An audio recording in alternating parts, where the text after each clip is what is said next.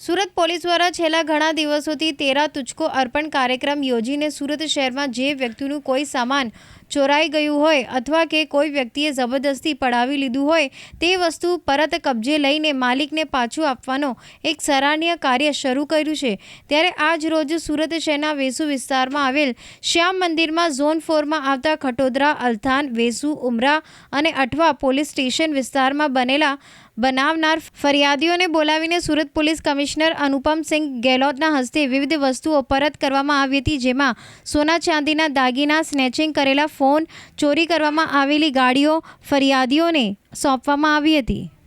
આજે zone 4 DCP Shri Vijay ગુજ્જરજી અને એના હાથમાં આવતા તમામ પોલીસ સ્ટેશનો તરફથી જો ગુનાહિત પ્રવૃત્તિઓમાં જો લોકોના મુદ્દામાલ ગયેલા હતા, જેમાં સોના ચાંદીના દાગીના, મોટરસાઇકલો હોય, મોબાઈલ ફોન હોય અને વગેરે અલગ અલગ પ્રકારના ગુનામાં જો મુદ્દામાલ હતા એના રિકવર કરી આજે તેરા તુજકો અર્પણ કાર્યક્રમ હેઠળ બધાને પરત કરવામાં આવી રહ્યા છે। જ્યારે કુલ 125 જેટલા લોકોના 2 વ્હીલર, 123 જેટલા મોબાઈલ અને 14 જેટલા લોકોના સોના ચાંદીના દાગીનાઓ છે। કુલ મળીને 2 કરોડ 72 લાખ રૂપિયાના માતબર રકમ લોકોને પરત કરવામાં આવી રહી છે। આજે જ્યારે અમે લોકો પરત કર્યા ત્યારે અમારા જો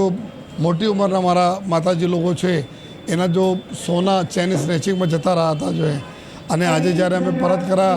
એના જોઈને લાગે જો એના એક લાકડી છે કે અમારા વડીલોને જોઈએ કે પોલીસ જે એના ઓરિજિનલ ચેનો આપી, ઓરિજિનલ એના ચાંદીના દાગીના આપ્યા, સોનાના દાગીના આપ્યા, તો એના જો ખુશી જોઈને અમારા લોકોને બી મનોબળ વધે છે અને સાથોસાથ જેટલા બી આજે લાભાર્થીઓ છે એના બી ખૂબ જ ખુશી છે બધા લોકોને જોઈએ